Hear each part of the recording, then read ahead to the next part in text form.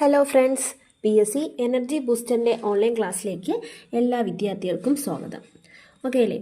നമുക്കിന്ന് പ്രധാനമായിട്ട് ഇപ്പോൾ നിരന്തരം നമ്മുടെ വുമൺ CPOയ്ക്കും എക്സൈസിനുമൊക്കെ ചോദിച്ച മേഖലയിൽ നിന്നുള്ള കാര്യങ്ങളാണ് ഇപ്പോൾ നമ്മൾ വർക്കൗട്ട് ചെയ്യുന്നത്. ഇന്ന് നമ്മൾ പഠിക്കാൻ പോകുന്നത് പ്രധാനപ്പെട്ട കുറച്ച് നിയമങ്ങളെക്കുറിച്ചാണ്. ആദ്യം പഠിക്കുന്നത് നെൽവയൽ തണ്ണീർത്തട നിയമം. ഓക്കെ അല്ലേ? നെൽവയൽ ഇനി എക്സാമിന് വളരെ വലിയ ദിവസമൊന്നുമില്ല, അപ്പോൾ നമ്മൾ എന്ത് ചെയ്യണം? മാക്സിമം കാര്യങ്ങൾ കവർ ചെയ്യാൻ പറ്റണം. നെൽവയൽ തണ്ണീർത്തട നിയമം. എന്നാണ് നെൽവയൽ തണ്ണീർത്തട നിയമം പാസ്സാക്കിയത്? 2008 നിയമസഭ പാസ്സാക്കിയത്. നെൽവയൽ തണ്ണീർത്തട നിയമം 2008 പാസ്സാക്കി. എന്താണോ ഈ നെൽവയൽ തണ്ണീർത്തട നിയമം എന്ന് പറയുന്നത്? എന്തിനു വേണ്ടിയിട്ടാണ്? നമ്മുടെ ഈ ചുറ്റുപാട് അല്ലെങ്കിൽ നമ്മുടെ ഈ സമൂഹത്തിലെ അവശേഷിക്കുന്ന നെൽവയലും കുളങ്ങളും ഒക്കെ പരിപാലിക്കുന്നത്, അല്ലേ? അവശേഷിക്കുന്നവയെങ്കിലും എന്ത് ചെയ്യുക? പരിപാലിക്കുക എന്നുള്ളതാണ് ഇതിൻ്റെ പ്രധാന ലക്ഷ്യമെന്ന് പറയുന്നത്. ഈ സമഗ്ര നിയമം പാസ്സാക്കിയ ഫസ്റ്റ് സ്റ്റേറ്റാണ് നമ്മുടെ ഈ കൊച്ചു കേരളം എന്നുള്ളതാണ് വളരെയധികം പ്രാധാന്യമായിട്ടുള്ളത്. അപ്പോൾ ഈ നെൽവയൽ തണ്ണീർത്തട നിയമം, സമഗ്ര നിയമം പാസ്സാക്കിയ ഫസ്റ്റ് സ്റ്റേറ്റാണ് ഏതെന്ന് പറയുന്നത്? ഫസ്റ്റ് ഇന്ത്യൻ സ്റ്റേറ്റാണ് കേരളം. കേരള നിയമസഭ പാസ്സാക്കി, അല്ലേ? കേരള നിയമസഭയാണ് എന്ത് ചെയ്യുന്നത്? ഈ നിയമം പാസ്സാക്കിയത്. ആ സമയത്ത് CM ആരായിരുന്നു? നമ്മുടെ VS അച്യുതാനന്ദൻ സാറായിരുന്നു. ഓക്കെ അല്ലേ? അപ്പോൾ VS അച്യുതാനന്ദനായിരുന്നു കേരള നിയമസഭയിൽ ആ സമയത്ത് ഉണ്ടായിരുന്നത്. അദ്ദേഹമായിരുന്നു മുഖ്യമന്ത്രി. അദ്ദേഹമാണ് 2008 ഈ നിയമം എന്ത് ചെയ്തത്? പാസ്സാക്കിയത്. 2008 പാസ്സാക്കിയ നിയമസഭ ഈ 2008 ഈ നിയമം പാസ്സാക്കിയ എത്രാമത്തെ നിയമമാണ്? അതായത് ഇതിനൊരു കൺഫ്യൂഷൻ വരരുത് ആർക്കും. 2008 ഒരുപാട് നിയമങ്ങൾ പാസ്സാക്കിയിട്ടുണ്ട്, അല്ലേ? 2008 ധാരാളം നിയമങ്ങൾ പാസ്സാക്കിയതിൽ ഈ പറഞ്ഞ നെൽവയൽ തണ്ണീർത്തട നിയമം എത്രാമത്തെ നിയമമാണ്? അത് 28ാം നിയമമാണ്. ഓക്കെ അല്ലേ? 28ാം നിയമം. 2008 8 അതങ്ങോട്ട് മതി. ആ പൂജ്യത്തിനൊക്കെ വെട്ടിക്കളഞ്ഞ് 2 8, അല്ലേ? 2008 28ാം നിയമം. അപ്പോൾ 2008 ഒരുപാട് നിയമങ്ങൾ പ്രഖ്യാപിച്ചു. അതിൽ 28ാം, അല്ലേ? 2008 പ്രഖ്യാപിച്ച 28ാമത്തെ നിയമമാണ് എന്തെന്ന് പറയുന്നത്? നമ്മുടെ നെൽവയൽ തണ്ണീർത്തട നിയമം എന്ന് പറയുന്നത്. 5 തവണയാണ് ഈ നിയമത്തെ എന്ത് ചെയ്തിട്ടുള്ളത്? ഭേദഗതി ചെയ്തിട്ടുള്ളത്. നമുക്ക് ഇമ്പോർട്ടൻ്റ് ആയിട്ട് പഠിക്കേണ്ട കാര്യങ്ങളാണ്. ഭേദഗതി ചെയ്തത് എത്ര തവണയാണ്? 5 തവണയാണ് നമ്മുടെ നെൽവയൽ തണ്ണീർത്തട നിയമം ഭേദഗതി ചെയ്തിട്ടുള്ളത്. ഏതൊക്കെ വർഷത്തിലാണ് 2008 വന്ന ഈ നിയമത്തെ? 2011, 2015, പിന്നെന്താ 2016, പിന്നെ അടുത്ത് 10 വർഷമായപ്പോൾ 2018, ലേറ്റസ്റ്റ് ആയിട്ട് 2024 ഭേദഗതി ചെയ്തു. ഓക്കെ അല്ലേ? 5 തവണ. ഒന്നുകൂടെ ശ്രദ്ധിച്ചോ. 2008 നെൽവയൽ തണ്ണീർത്തട നിയമം അവശേഷിക്കുന്നവയെങ്കിലും എന്ത് ചെയ്യണം? പരിപാലിക്കണം എന്നുള്ള ഉദ്ദേശത്തോടെ കൊണ്ടുവന്നതാണ്. ആ സമയത്ത് കേരള നിയമസഭയാണ് ഇത് പാസ്സാക്കിയത്. നിയമസഭ അപ്പോഴത്തെ ചീഫ് മിനിസ്റ്റർ അല്ലെങ്കിൽ മുഖ്യമന്ത്രി ആരായിരുന്നു? VS അച്യുതാനന്ദനായിരുന്നു. 2008 പാസ്സാക്കിയ 28ാമത്തെ നിയമമാണ് ഏത്? നെൽവയൽ തണ്ണീർത്തട നിയമം എന്ന് പറയുന്നത്. ഭേദഗതി 5 തവണയാണ് ചെയ്തിട്ടുള്ളത്. 2008 നിലവിൽ വന്ന ഈ നിയമത്തെ 5 തവണ ചെയ്തു? ഭേദഗതി ചെയ്തു. 5 തവണ ഭേദഗതി ചെയ്തു. ഏതൊക്കെ വർഷത്തിലാണ്? 2011, 2015, 2016, 2018, 2024. ഇനി എന്നാണ് ഇത് പാസ്സായതെന്ന് നമുക്ക് നോക്കാം. നമ്മുടെ കേരള നിയമസഭ പാസ്സാക്കിയത് എന്നാ? 2008 ഓഗസ്റ്റ് 11. 2008 ഓഗസ്റ്റ് 11 നെൽവയൽ തണ്ണീർത്തട നിയമം 2008 ഓഗസ്റ്റ് 11 പാസ്സായത്. നിലവിൽ വന്നത് എന്നാണ്? 2008 ഓഗസ്റ്റ് 12, തൊട്ടടുത്ത ദിവസം തന്നെ. അപ്പോൾ നിയമം പാസ്സായത് 2008 ഓഗസ്റ്റ് 11. ശ്രദ്ധിക്കണേ, 2008 ഓഗസ്റ്റ് 11. നിലവിൽ വന്നത് എന്നാണ്? 2008 ഓഗസ്റ്റ് 12. ചട്ടം, ഇതിൻ്റെ ചട്ടങ്ങൾ നിലവിൽ വന്നത് എന്നാ? 2008 ഡിസംബർ 24. മാറിപ്പോകരുത്. ചട്ടം നിലവിൽ വന്നത് എന്നാണ്? 2008 ഡിസംബർ 24, ക്രിസ്മസിന് തലേന്നല്ലേ? അപ്പോൾ നിയമം പാസ്സായത് 2008 ഓഗസ്റ്റ് 11, നിലവിൽ വന്നത് 2008 ഓഗസ്റ്റ് 12. ചട്ടം വന്നത് എന്നാണ്? 2008 ഡിസംബർ 24. എന്താണ് ഈ ഫെബ്രുവരി 2 തണ്ണീർത്തട ദിനം എന്നറിയപ്പെടുന്നതാണ് എന്തെന്ന് പറയുന്നത് ഫെബ്രുവരി 2-ാം തീയതി എന്ന് പറയുന്നത്. എന്തുകൊണ്ടാണ് ഫെബ്രുവരി 2 ലോക തണ്ണീർത്തട ദിനമായിട്ട് ആചരിക്കാൻ കാരണം? 1971 ഫെബ്രുവരി 2-നാണ് റംസാർ ഉടമ്പടി ഒപ്പുവെച്ചത്. ഓക്കെ അല്ലേ?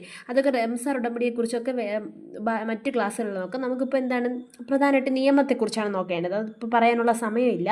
അപ്പോൾ 1971 ഫെബ്രുവരി 2-നാണ് റംസാർ ഉടമ്പടി എന്ത് ചെയ്തത് ഒപ്പുവെച്ചത്. അതിൻ്റെ ഫലമായിട്ടാണ് ഫെബ്രുവരി 2 തണ്ണീർത്തട ദിനമായിട്ട് എടുത്തത്.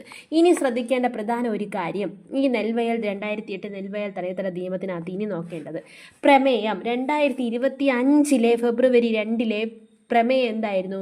പൊതുഭാവിക്കായി തണ്ണീർത്തടങ്ങൾ സംരക്ഷിക്കുന്നു. എന്തോന്നായിരുന്നു പ്രമേയം എന്ന് പറയുന്നത്? പൊതുഭാവിക്കായി തണ്ണീർത്തടങ്ങൾ സംരക്ഷിക്കുന്നു. പൊതുഭാവിക്കായി തണ്ണീർത്തടങ്ങൾ സംരക്ഷിക്കുന്നു. 2024 കൂടെ ഒന്ന് നോക്കി വെച്ചേക്കണേ. 2024 ഏതായിരുന്നു? തണ്ണീർത്തടങ്ങളും മനുഷ്യക്ഷേമവും. തണ്ണീർത്തടങ്ങളും ഹ്യൂമൻ വെൽത്ത് അല്ലേ, മനുഷ്യക്ഷേമവും. അപ്പോൾ ശ്രദ്ധിച്ചോ, തണ്ണീർത്തട നിയമം എന്ന് പറയുന്നത് എന്നാ പാസ്സായത്? 2008 ഓഗസ്റ്റ് 11 പാസ്സായി. 2008 ഓഗസ്റ്റ് 12 നിലവിൽ വന്നു. ചട്ടങ്ങൾ വന്നത് 2008 ഡിസംബർ 24 ഫെബ്രുവരി 2 തണ്ണീർത്തട ദിനമെന്ന് പറയുന്നത് CM ആയ നമ്മുടെ VS അച്യുതാനന്ദൻ ആ സമയത്ത് പാസ്സാക്കിയ, കേരള നിയമസഭ പാസ്സാക്കിയ നിയമമാണ് ഇതെന്ന് പറയുന്നത്. 2008 28-ാം നിയമമാണ്. 2025 പ്രധാനപ്പെട്ട പ്രമേയം എന്തായിരുന്നു? പൊതുഭാവിക്കായി തണ്ണീർത്തടങ്ങൾ സംരക്ഷിക്കുന്നു. 2024 ഏതാണ്? തണ്ണീർത്തടങ്ങളും മനുഷ്യക്ഷേമവും എന്നുള്ളതായിരുന്നു. ഓക്കെ അല്ലേ? അപ്പോൾ നെൽവയൽ തണ്ണീർത്തട നിയമം ഇനി ആർക്കും തെറ്റില്ലല്ലോ, എല്ലാവർക്കും ഓക്കെ അല്ലേ? ഇനി നമുക്ക് അടുത്തൊരു കമ്മീഷനിലോട്ട്, നിയമത്തിലോട്ട് പോവാം. ധനകാര്യ കമ്മീഷൻ. ഇപ്പോൾ നിരന്തരം നമ്മുടെ പരീക്ഷയ്ക്ക് ചോദിക്കുന്ന മാത്രമാണ് ബേസ് ചെയ്തിട്ടാണ് നമ്മൾ എടുക്കുന്നത്. അപ്പോൾ എല്ലാവരും കാണാതെ പഠിക്കാതെ പോകരുത്. ഇതിന്ന് മെയിനായിട്ട് ഉറപ്പായിട്ട് ഒരു മാർക്കിന് നിങ്ങൾക്ക് എന്ത് ചെയ്യും? കിട്ടും. അപ്പോൾ ധനകാര്യ കമ്മീഷൻ. അപ്പോൾ നെൽവയൽ തണ്ണീർത്തടം എല്ലാവർക്കും മനസ്സിലായെന്ന് വിശ്വസിക്കുന്നു. അടുത്ത് നോക്കേണ്ടത് ധനകാര്യ കമ്മീഷൻ. ശ്രദ്ധിക്കണേ, പ്രാദേശിക ഗവൺമെൻറ്റുകളുടെ ധനസ്ഥിതി നോക്കുക. ധനകാര്യ കമ്മീഷൻ്റെ ചുമതല എന്താണടേ? ശ്രദ്ധിച്ച് കേൾക്കണം. പ്രാദേശിക ഗവൺമെൻറ്, ഇതിൽ വെച്ച് തന്നെ മനസ്സിലാക്കുക. നമ്മുടെ പ്രാദേശിക ഗവൺമെൻറ്റുകളുടെ ധനസ്ഥിതി നോക്കുക എന്നതാണ് ധനകാര്യ കമ്മീഷൻ്റെ ഉത്തരവാദിത്തം. പ്രാദേശിക ഗവൺമെൻറ്റുകളുടെ സാമ്പത്തിക കാര്യങ്ങൾ നോക്കുക എന്നുള്ളതാണ് എന്തെന്ന് പറയുന്നത് ഇവരുടെ മെയിൻ ജോലി എന്ന് പറയുന്നത്. അതായത് പ്രാദേശിക ഗവൺമെൻറ് എന്ന് പറഞ്ഞാൽ എന്താണ്? തദ്ദേശ സ്വയംഭരണ സ്ഥാപനങ്ങൾ. ഓക്കെ അല്ലേ? തദ്ദേശ സ്വയംഭരണ സ്ഥാപനങ്ങളുടെ എന്താണ് സാമ്പത്തിക കാര്യങ്ങൾ നോക്കുക എന്നുള്ളതാണ് പ്രധാന ധർമ്മം. ഇനി ശ്രദ്ധിക്കേണ്ടത് 2 അനുച്ഛേദങ്ങളാണ്. 243(i)യും 243(y)യും. മാറിപ്പോകരുത്. 243(i), 243(y) 2 article. ഭരണഘടന അനുസരിച്ച് ഏത് അനുച്ഛേദ പ്രകാരമാണ് ധനകാര്യ കമ്മീഷൻ വന്നത്? 243(i), 243(y). ഓക്കെ അല്ലേ? ഇനി കേരളത്തിൻ്റെ കാര്യം നോക്കുകയാണെങ്കിൽ കേരള പഞ്ചായത്ത് രാജ് നിയമം ഭരണഘടന അനുസരിച്ചാണെങ്കിൽ 2 അനുച്ഛേദ പ്രകാരമാണ് ധനകാര്യ കമ്മീഷൻ വന്നത്. ഏതൊക്കെയാണ്? 243(i)യും 243(y)യും പ്രകാരം. ഇനി കേരളത്തെ വെച്ച് നോക്കുകയാണെങ്കിൽ, കേരളത്തിൻ്റെ കാര്യം എടുക്കുകയാണെങ്കിൽ കേരള പഞ്ചായത്ത് രാജ് നിയമം 1994 സെക്ഷൻ 186 പ്രകാരവും, ശ്രദ്ധിക്കണേ, കേരള പഞ്ചായത്ത് രാജ് നിയമം 1994 സെക്ഷൻ 186 പ്രകാരവും കേരള മുനിസിപ്പാലിറ്റി നിയമം 1994 സെക്ഷൻ 205 പ്രകാരവും രൂപം കൊണ്ടതാണ് ധനകാര്യ കമ്മീഷൻ. ഓക്കെ അല്ലേ? അപ്പോൾ ശ്രദ്ധിക്കണേ, തദ്ദേശ സ്വയംഭരണ സ്ഥാപനങ്ങളുടെ കണക്കുകൾ, സാമ്പത്തിക കാര്യങ്ങൾ നോക്കുക എന്നുള്ളതാണ് പ്രധാന ധർമ്മം. 243(i) ഭരണഘടന അനുസരിച്ചാണെങ്കിൽ 243(i), 243(y) പ്രകാരമാണ് വന്നത്. ഇനി കേരളത്തെ സംബന്ധിച്ചാണെങ്കിൽ കേരള പഞ്ചായത്ത് രാജ് നിയമം 1994 സെക്ഷൻ 186 പ്രകാരവും കേരള മുനിസിപ്പാലിറ്റി നിയമം 1994 സെക്ഷൻ 205 പ്രകാരം രൂപം കൊണ്ടു. ഓക്കെ അല്ലേ? രൂപം കൊണ്ടത് എന്നാടേ? നമ്മുടെ ധനകാര്യ കമ്മീഷൻ 1994 ഏപ്രിൽ 23-ാം തീയതി. 1994 ഏപ്രിൽ 23-ാം തീയതി. കാലാവധി എത്രയാണ്? 5 വർഷം അല്ലേ? കാലാവധി എന്ന് പറയുന്നത് 5 വർഷമാണ്. രൂപം കൊണ്ട ഈ കമ്മീഷൻ്റെ കാലാവധി എത്രയാണ്? 5 വർഷമാണ്. എത്ര അംഗങ്ങളാണ് മൊത്തം ഉള്ളത്? 3 അംഗങ്ങളാണുള്ളത്. നിലവിലെ ചെയർമാൻ KN ഹരിലാൽ. നിലവിലെ ചെയർമാൻ ആരാണ്? KN ഹരിലാൽ. മാറിപ്പോകരുത്. നിലവിലെ ധനകാര്യ കമ്മീഷൻ ചെയർമാനാണ് KN ഹരിലാൽ. ഇനി 3 അംഗങ്ങളുണ്ടെന്ന് പറഞ്ഞില്ലേ? ആരൊക്കെയാണ് അവർ? ഒന്ന് നമ്മുടെ ചെയർമാൻ KN ഹരിലാൽ, പിന്നെയുള്ളത് എ ജയതിലക്. അടുത്തത് ഷർമിള മേരി ജോസഫ്. മറ്റ് 2 അംഗങ്ങൾ, ചെയർമാനാണ് ആരെന്ന് പറയുന്നത് KN ഹരിലാൽ. മറ്റ് 2 അംഗങ്ങൾ ആരൊക്കെയാണ്? എ ജയതിലകും ഷർമിള മേരി ജോസഫും. ഗവർണറാണ് എന്ത് ചെയ്യുന്നത്? ധനകാര്യ കമ്മീഷനെ നിയമിക്കുന്നത്. ഓക്കെ അല്ലേ? ചെയർമാനൊക്കെ നിയമിക്കുന്നത് ആരാണ്? നമ്മുടെ ഗവർണറാണ്. ഓക്കെ അല്ലേ? സ്റ്റേറ്റ്മെന്റ് വൈസിലാണ് നമ്മുടെ ക്വസ്റ്റ്യൻ വരുന്നത്.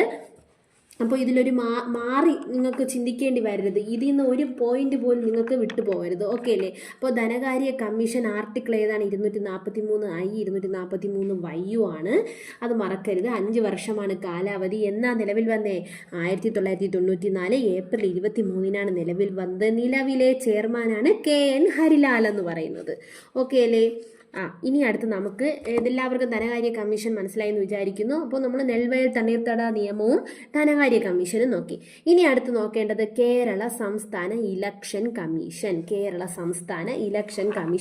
എന്നാണ് കേരള സംസ്ഥാന ഇലക്ഷൻ കമ്മീഷൻ നിലവിൽ വന്നത്?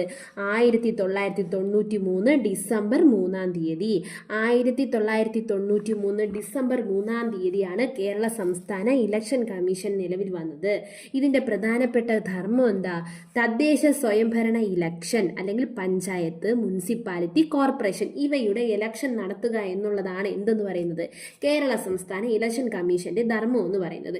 അങ്ങനെയാണെങ്കിൽ നമ്മൾ പറഞ്ഞു പഞ്ചായത്ത്, മുനിസിപ്പാലിറ്റി, കോർപ്പറേഷന്റെ ഇലക്ഷൻ ആണ് നടത്തുന്നതെന്ന് പറഞ്ഞു. അങ്ങനെയാണെങ്കിൽ നടത്താത്തത് എന്തായിരിക്കും? അത് പാർലമെന്റ് ഇലക്ഷനും MLA-മാരുടെ തെരഞ്ഞെടുപ്പും അല്ലേ? അപ്പോൾ നടത്താത്തത് ഏതൊക്കെയാണ്? പാർലമെന്റ് ഇലക്ഷനും പിന്നെ നമ്മളെ MLA-യുടെ ഇലക്ഷനും. ഓക്കെ അല്ലേ? ഇനി ഏത് ആർട്ടിക്കിൾ അല്ലെങ്കിൽ അനുച്ഛേദ പ്രകാരമാണ് കേരള സംസ്ഥാന ഇലക്ഷൻ കമ്മീഷൻ രൂപം കൊണ്ടത്? 243K 243Z ഇവിടെയാണ് നിങ്ങൾ ശ്രദ്ധിക്കേണ്ടത്. ധനകാര്യ കമ്മീഷൻ ഏതായിരുന്നു? 243I 243Y. അങ്ങനെയെങ്കിൽ കേരള സംസ്ഥാന ഇലക്ഷൻ കമ്മീഷൻ പറയടേ ഏതാണ്? 243K 243Z 243K 243Z പ്രകാരമാണ് എന്തെന്ന് വന്നത്? കേരള സംസ്ഥാന ഇലക്ഷൻ കമ്മീഷൻ നിലവിൽ വന്നത്. 73ാം ഭേദഗതി പ്രകാരം സ്ഥാപനം എന്ത് ചെയ്തു?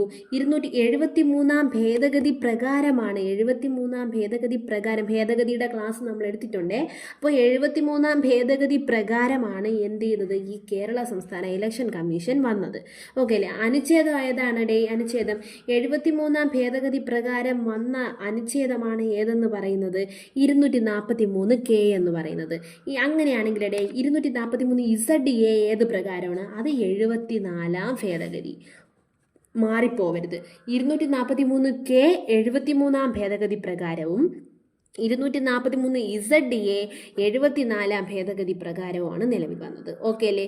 അപ്പോൾ ഈ സ്ഥാപനം എന്താണ്? നമ്മുടെ സംസ്ഥാന ഇലക്ഷൻ കമ്മീഷൻ വന്നത് തദ്ദേശ സ്വയംഭരണ ഇലക്ഷൻ നടത്തുന്നതിന് വേണ്ടിയിട്ടാണ്. നടത്താത്തത് പാർലമെന്റ് ഇലക്ഷനും MLA ഇലക്ഷനുമാണ്. കമ്മീഷണറെ ഇനി നോക്കിക്കോളേടെ 73ാം ഭേദഗതി പ്രകാരമാണ് ഈ സ്ഥാപനം വന്നത്. എന്നാൽ ഈ പറഞ്ഞ 243K എന്ന അനുച്ഛേദം വന്നത് 73ഉം 243Z എന്ന അനുച്ഛേദം വന്നത് 74ാം ഭേദഗതി പ്രകാരമാണ്. ഓക്കെ അല്ലേ? അപ്പോൾ ഇനി ശ്രദ്ധിക്കേണ്ടത് കമ്മീഷണറെ നിയമിക്കുന്നത് ആരാണ്? ഈ സംസ്ഥാന ഇലക്ഷൻ കമ്മീഷണറെ നിയമിക്കുന്നത് ആരായിരിക്കും? നമ്മുടെ ഗവർണർ. വേറെ ആരുമല്ല. ആരാണ്? നമ്മുടെ ഗവർണറാണ്. എത്രയാണ് വയസ്സെന്ന് പറഞ്ഞാൽ 65 വയസ്സ് അല്ലെങ്കിൽ 5 വർഷമാണ് കാലാവധി. ഒന്നെങ്കിൽ 5 വർഷമാകുമ്പം ഇറങ്ങണം, അല്ലെങ്കിൽ 65 വയസ്സ്. ഓക്കെ അല്ലേ? 65 വയസ്സോ 5 വർഷമാണ് എന്തെന്ന് പറയുന്നത്? കാലാവധി എന്ന് പറയുന്നത്. ഓക്കെ അല്ലേ? നിലവില് കേരള സംസ്ഥാന ഇലക്ഷൻ കമ്മീഷണർ ആരാണ്? 7ാമത്തെ ആണല്ലേ? 7ാമത്തെ ഇലക്ഷൻ കമ്മീഷണർ, നിലവിലെ സംസ്ഥാന ഇലക്ഷൻ കമ്മീഷണറാണ് A ഷാജഹാൻ എന്ന് പറയുന്നത്. ഓക്കെ അല്ലേ? A ഷാജഹാൻ. നിലവിലെ ഇലക്ഷൻ കമ്മീഷൻ ചെയർമാൻ ആരാണ്? Kerala state A Shajahan. അദ്ദേഹമാണ് എന്തെന്ന് പറയുന്നത്? 7ാമത്തെ ഇലക്ഷൻ കമ്മീഷണർ എന്ന് പറയുന്നത്. ഓക്കെ അല്ലേ? അപ്പോൾ ഇലക്ഷൻ കമ്മീഷൻ മനസ്സിലായോ? എന്തെങ്കിലും സംശയമുണ്ടോ? ധനകാര്യ കമ്മീഷൻ, നെൽവയൽ തണ്ണീർത്തട നിയമം, പിന്നെ പറഞ്ഞത് നമ്മുടെ സംസ്ഥാന ഇലക്ഷൻ കമ്മീഷൻ. ഓക്കെ അല്ലേ? ഇനി നമുക്ക് നോക്കേണ്ട മറ്റൊരു പ്രധാനപ്പെട്ടതാണ് ദുരന്ത നിവാരണ അതോറിറ്റി. ഡിസാസ്റ്റർ മാനേജ്മെന്റ് അല്ലേ? അതോറിറ്റി, ദുരന്ത നിവാരണ അതോറിറ്റി. ഇനി ശ്രദ്ധിക്കണേ, ശ്രദ്ധിച്ചോളണേ എല്ലാവരും. ഇന്ത്യയിൽ ആദ്യം ആരംഭിച്ചത് എന്തോന്നടേ? നമ്മുടെ ദുരന്ത നിവാരണ അതോറിറ്റി ഇന്ത്യയിൽ ആദ്യം ആരംഭിച്ചത് കേരളമാണ്. ശ്രദ്ധിക്കണം, കേരളമാണ്. അപ്പോൾ കേരളമാണ് ഇന്ത്യയിൽ ആദ്യം ദുരന്ത നിവാരണ അതോറിറ്റി സ്ഥാപിച്ചത്. 2005 പാർലമെന്റ് നിയമം വഴി 2005 പാർലമെന്റ് നിയമം വഴി വന്നതാണ് ദുരന്ത നിവാരണ അതോറിറ്റി. ഈ പാർലമെന്റിന്റെ നിയമപ്രകാരം ചാപ്റ്റർ 3 സെക്ഷൻ 14 പ്രകാരം എന്ത് ചെയ്തു? രൂപീകരിച്ചു. നമ്മുടെ ദുരന്ത നിവാരണ അതോറിറ്റി രൂപീകരിച്ച സെക്ഷൻ ഏതാണ്? 14. ചാപ്റ്റർ ചോദിച്ചാൽ 3. ചാപ്റ്റർ 3 സെക്ഷൻ 14 പ്രകാരം പാർലമെന്റ് നിയമം വഴി വന്നതാണ് എന്തെന്ന് പറയുന്നത്? ദുരന്ത നിവാരണ അതോറിറ്റി എന്ന് പറയുന്നത്. ഇതൊരു സ്റ്റാറ്റ്യൂട്ടറി ബോഡിയാണ്. സ്വയംഭരണ അധികാരം ഉണ്ടോ? ഇല്ല. സ്വയംഭരണ അധികാരമില്ലാത്ത ഒരു സ്റ്റാറ്റ്യൂട്ടറി ബോഡിയാണ് ദുരന്ത നിവാരണ അതോറിറ്റി എന്ന് പറയുന്നത്. സ്വയംഭരണ അധികാരം എന്തില്ല? ഇവർക്ക് ഇല്ല. നോക്കടേ, നമ്മുടെ വുമൺ CPOക്ക് ചോദിച്ച ഇമ്പോർട്ടൻറ്റ് ക്വസ്റ്റ്യൻ, എന്നാണ് നമ്മുടെ ദുരന്ത നിവാരണ കേരള സംസ്ഥാന ദുരന്ത നിവാരണ അതോറിറ്റി രൂപം കൊണ്ടത്? 2007 മെയ് 4 നിലവിൽ വന്നു. എന്നാ നിലവിൽ വന്നത്? 2007 മെയ് 4 നിലവിൽ വന്നു. TVM നമ്മുടെ തിരുവനന്തപുരം ഒബ്സർവേറ്ററി ഹിൽസിലാണ് എന്തെന്ന് പറയുന്നത്? തലസ്ഥാനം എന്ന് പറഞ്ഞാൽ ഇതിൻ്റെ ആസ്ഥാനം എന്ന് പറയുന്നത് എവിടെയാണ്? നമ്മുടെ തിരുവനന്തപുരത്തെ ഒബ്സർവേറ്ററി ഹിൽസ് ആണ്. ഓക്കെ അല്ലേ? ഈ സുരക്ഷിതമായ ഒരു സംസ്ഥാനത്തിലേക്ക് എന്നതാണ് ആപ്തവാക്യം, അല്ലെങ്കിൽ സുരക്ഷായാനം എന്നതാണ് എന്തെന്ന് പറയുന്നത്? ദുരന്ത നിവാരണ അതോറിറ്റിയുടെ ആപ്തവാക്യം എന്ന് പറയുന്നത്. ഇതിൻ്റെ ചട്ടങ്ങൾ എന്നാ നിലവിൽ വന്നത്? 2005 പാർലമെന്റ് നിയമപ്രകാരം വന്നു. ഇതിന്റെ ചട്ടങ്ങൾ വന്നത് എന്നാണ്? 2007 ചട്ടങ്ങൾ നിലവിൽ വന്നത്. കേരള മുഖ്യമന്ത്രി അപ്പോൾ ഇത് രൂപീകരിച്ചപ്പോൾ കേരള മുഖ്യമന്ത്രി ആരായിരുന്നു? നമ്മുടെ VS അച്യുതാനന്ദനായിരുന്നു. ഓക്കെ അല്ലേ? VS അച്യുതാനന്ദനായിരുന്നു. അംഗങ്ങൾ നോക്കണേടേ, അംഗങ്ങൾ എന്ന് പറയുന്നത് 10 പേർ വരെ ആകാം. ഓക്കെ അല്ലേ? നമ്മുടെ ദുരന്ത നിവാരണ അതോറിറ്റിയിലെ അംഗങ്ങൾ 10 പേർ വരെ ആകാം. പക്ഷെ നിലവിൽ എത്ര പേരെ ഉള്ളൂ? അതിൽ 8 പേരെ ഉള്ളൂ. ദുരന്ത നിവാരണ അതോറിറ്റിക്കകത്ത് 8 പേരെ ഉള്ളൂ. 10 പേർ വരെ ആകാം, പക്ഷെ 8 പേരെ ഉള്ളൂ. ശ്രദ്ധിക്കണേ, അംഗങ്ങൾ നന്നായിട്ട് പഠിക്കണം. നമുക്ക് മുഖ്യമന്ത്രിയാണ് ഇതിൻ്റെ എന്തെന്ന് പറയുന്നത്? ചീഫ് മിനിസ്റ്റർ മുഖ്യമന്ത്രി ആണ് ഇതിലെ ഒരംഗം എന്ന് പറയുന്നത്. ഓക്കെ അല്ലേ? മുഖ്യമന്ത്രി ചീഫ് മിനിസ്റ്റർ ആണ് ഇതിൻ്റെ ഒരംഗം. മറ്റൊരംഗം നോക്കിക്കോ, ചീഫ് മിനിസ്റ്റർ വന്നാൽ ആരും വരണം? ചീഫ് സെക്രട്ടറിയും വരണം. ചീഫ് മിനിസ്റ്റർ വന്നാൽ ചീഫ് സെക്രട്ടറിയും വരണം. അപ്പോൾ ശ്രദ്ധിച്ചോ, രണ്ടംഗങ്ങളായ ആരൊക്കെയാണ്? ചീഫ് മിനിസ്റ്ററും ചീഫ് സെക്രട്ടറിയും. ഓക്കെ അല്ലേ? അപ്പോൾ ഇവർ രണ്ടുപേരും വന്നു കഴിഞ്ഞാൽ അടുത്ത് ഇതിൻ്റെ മെയിൻ ആളാണ് റവന്യൂ എന്ന് പറയുന്നത്. ഓക്കെ അല്ലേ? ഈ ദുരന്തം ഇതൊക്കെ വരുന്നത് ഏതിനകത്താണ്? റവന്യൂവിനകത്താണ്. അപ്പോൾ റവന്യൂ വകുപ്പ് മന്ത്രിയും റവന്യൂ സെക്രട്ടറിയും. 4 അംഗങ്ങൾ. ഒന്ന് നോക്കിക്കോടെ, chief minister, chief secretary, revenue വകുപ്പ് മന്ത്രി, റവന്യൂ സെക്രട്ടറി. ഇനി നോക്കിക്കോ, നമ്മുടെ ഹോം മിനിസ്റ്റർ. പോലീസ് വരൂലയുടെ ദുരന്തം വരുമ്പോഴത്തേനും. അപ്പോൾ പിന്നെ ആരാണ്? പോലീസ് മേധാവി, അതായത് ഹോം മിനിസ്റ്റർ. ആരാണ്? Home minister. പിന്നെ വരുന്നത് ഹോം സെക്രട്ടറി. അപ്പം നോക്കിക്കോളേ, chief minister, chief secretary, revenue വകുപ്പ് മന്ത്രി, revenue secretary, home minister, home secretary. Okay അല്ലേ? ഇനി പറയുന്നത് കൃഷി വകുപ്പ് മന്ത്രി. കൃഷി നാശനഷ്ടങ്ങളൊക്കെ ഉണ്ടാവില്ലേ? അപ്പോൾ കൃഷി വകുപ്പ് മന്ത്രി. ഇനി നോക്കേണ്ടത് സ്റ്റേറ്റ് എമർജൻസി ഓപ്പറേഷൻ സെൻറ്റർ അല്ലേ? ഇതിൻ്റെ എമർജൻസിയുടെ ഒരു ഓപ്പറേഷൻ സെൻറ്റർ ഉണ്ട്. അപ്പോൾ സ്റ്റേറ്റ് എമർജൻസി ഓപ്പറേഷൻ സെൻറ്ററിൽ ഒരു ഹെഡ് ഉണ്ട്. അതാണ് ഹെഡ് സയൻറ്റിസ്റ്റ് എന്ന് പറയുന്നത്. ഓക്കെ അല്ലേ? അപ്പോൾ ഹെഡ് സയൻറ്റിസ്റ്റ്. ഇനി നോക്കിക്കോ, ആരൊക്കെയാണ് ദുരന്ത നിവാരണ അതോറിറ്റിയിലെ അംഗങ്ങൾ എന്ന് പറയുന്നത്? Chief minister, chief secretary, revenue വകുപ്പ് മന്ത്രി, revenue secretary, home minister, home secretary, കൃഷി വകുപ്പ് മന്ത്രി, സ്റ്റേറ്റ് എമർജൻസി ഓപ്പറേഷൻ സെന്ററിന്റെ ഹെഡ് സയന്റിസ്റ്റ്. ഇത്രയും പേരാണ് അംഗങ്ങൾ എന്ന് പറയുന്നത്. ഓക്കെ അല്ലേ? 10 പേര് വരെ ആവാം, പക്ഷെ 8 പേരെ നിലവിലെടുത്തിട്ടുള്ളൂ. ഇനി നോക്കിക്കോ, ഇതിൻ്റെ ചെയർമാൻ, ദുരന്ത നിവാരണ അതോറിറ്റിയുടെ ചെയർമാൻ ആരാണ്? ചെയർമാൻ എന്ന് പറയുന്നത് നമ്മുടെ ചീഫ് മിനിസ്റ്റർ. ആരാണ്? മുഖ്യമന്ത്രി ചീഫ് മിനിസ്റ്റർ ആണ് ഇതിൻ്റെ ചെയർമാൻ. അങ്ങനെയാണെങ്കിൽ ഇപ്പം വന്ന ക്വസ്റ്റ്യൻ ആണ് ഈ ഇടയ്ക്ക് വൈസ് ചെയർമാൻ, റവന്യൂ വകുപ്പ് മന്ത്രി. ഓക്കെ അല്ലേ? അപ്പോൾ ദുരന്ത നിവാരണ അതോറിറ്റിയുടെ വൈസ് ചെയർമാൻ ആരാണ്? റവന്യൂ വകുപ്പ് മന്ത്രിയാണ്. റവന്യൂ വകുപ്പ് മന്ത്രിയാണ് നമ്മുടെ വൈസ് ചെയർമാൻ എന്ന് പറയുന്നത്. അപ്പോൾ ചെയർമാൻ ആരാ? നമ്മുടെ മുഖ്യമന്ത്രി. വൈസ് ചെയർമാൻ ആരാ? നമ്മുടെ റവന്യൂ വകുപ്പ് മന്ത്രി. മാറിപ്പോവരുത്. ഇനി നോക്കിക്കോളാം, ഇതിനൊരു ചീഫ് എക്സിക്യൂട്ടീവ് ഓഫീസർ ഉണ്ട്. എക്സിക്യൂട്ടീവ് ഓഫീസറാണ് നമ്മുടെ ചീഫ് സെക്രട്ടറി. ഓക്കെ അല്ലേ? ചീഫ് അല്ലേ, ചീഫ് എക്സിക്യൂട്ടീവ് ഓഫീസറാണ് നമ്മുടെ ചീഫ് സെക്രട്ടറി. സിഇഒ ആണ് ചീഫ് സെക്രട്ടറി എന്ന് പറയുന്നത്. ഇനി നോക്കേണ്ടത് ഹി ഹെഡ് സയന്റിസ്റ്റ് ആണ് മെമ്പർ സെക്രട്ടറി. ഈ ദുരന്ത നിവാരണ അതോറിറ്റിയുടെ മെമ്പർ സെക്രട്ടറി എന്ന് പറയുന്നത് ആരാണ്? നമ്മുടെ ഹെഡ് സയന്റിസ്റ്റ് ആണ്. അപ്പോൾ നോക്കിക്കോ, ചെയർമാൻ ആരാ? മുഖ്യമന്ത്രി. വൈസ് ചെയർമാൻ റവന്യൂ വകുപ്പ് മന്ത്രി. സിഇഒ ആണ് ചീഫ് സെക്രട്ടറി. ഇനി എന്താ? ഹെഡ് സയന്റിസ്റ്റ് ആണ് നമ്മുടെ മെമ്പർ സെക്രട്ടറി എന്ന് പറയുന്നത്. ഇനി നോക്കേണ്ടത് റവന്യൂ മേധാവി അല്ലെങ്കിൽ കൺവീനർ. ഇതിൻ്റെ മൊത്തം കാര്യങ്ങൾ നടത്തിപ്പൊക്കെ ചുമതലകളൊക്കെ വഹിക്കുന്നത്, നടത്തിപ്പും കാര്യങ്ങളൊക്കെ നോക്കുന്നത് ആരാണ്?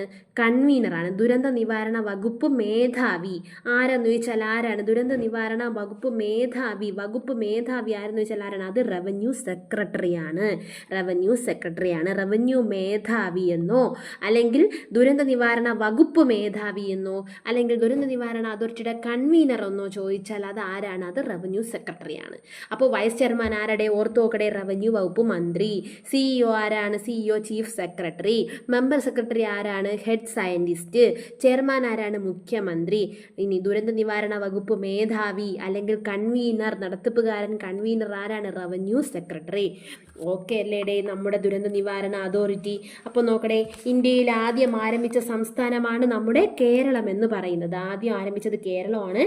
ചാപ്റ്റർ 3 സെക്ഷൻ 14 പ്രകാരം ദുരന്ത നിവാരണ അതോറിറ്റി വന്നു. ഇതൊരു സ്വയം ഭരണ അധികാരമില്ലാത്ത സ്റ്റാറ്റ്യൂട്ടറി ബോഡിയാണ്. 2007 മെയ് 4 നിലവിൽ വന്നു. തിരുവനന്തപുരം ഒബ്സർവേറ്ററി ഹില്ലാണ് ആസ്ഥാനം. സുരക്ഷായാനം എന്നതാണ് ആപ്തവാക്യം. 2007 ചട്ടങ്ങൾ നിലവിൽ വന്നത്. VS അച്യുതാനന്ദനായിരുന്നു ആ സമയത്തെ കേരള മുഖ്യമന്ത്രി. അംഗങ്ങൾ 10 പേർ വരെ ആകാം, നിലവിൽ 8 പേരേ ഉള്ളൂ. ചെയർമാൻ എന്ന് പറയുന്നത് മുഖ്യമന്ത്രി, CEO chief secretary, vice chairman എന്ന് പറയുന്നത് റവന്യൂ വകുപ്പ് മന്ത്രി, മെമ്പർ സെക്രട്ടറി എന്ന് പറയുന്നത് ഹെഡ് സയന്റിസ്റ്റ് ആണ്. ഇനി റവന്യൂ മേധാവി അല്ലെങ്കിൽ കൺവീനർ എന്നറിയപ്പെടുന്നത് നമ്മുടെ റവന്യൂ സെക്രട്ടറിയാണ്. ഓക്കെ അല്ലേടെ? അപ്പോൾ നെൽവയൽ തണ്ണീർത്തട നിയമം എന്നാണ് നിലവിൽ വന്നത്? 2008 അല്ലേ? 2008 ഓഗസ്റ്റ് 11 നിയമം പാസ്സായി. നിലവിൽ വന്നത് 2008 ഓഗസ്റ്റ് 12. 2008 28 നിയമം. ഓക്കെ അല്ലേ? VS അച്യുതാനന്ദനായിരുന്നു ആ സമയത്ത് മുഖ്യമന്ത്രി. തണ്ണീർത്തട ദിനം എന്ന ഫെബ്രുവരി 2 തണ്ണീർത്തട ദിനം എന്ന് പറയുന്നത്. ധനകാര്യ കമ്മീഷൻ തദ്ദേശ സ്വയംഭരണ സ്ഥാപനങ്ങളുടെ നടത്തിപ്പാണ് അല്ലെങ്കിൽ അവരുടെ സാമ്പത്തിക കാര്യങ്ങളൊക്കെ നോക്കുന്നതാണ്. 243 ഐയും 243 വൈയും കേരള പഞ്ചായത്ത് രാജ് നിയമം 1994 സെക്ഷൻ 186 പ്രകാരവും മുനിസിപ്പാലിറ്റി നിയമം 94 സെക്ഷൻ 205 പ്രകാരവും എന്ന് രൂപം കൊണ്ടു. 1994 ഏപ്രിൽ 23 രൂപം കൊണ്ടു.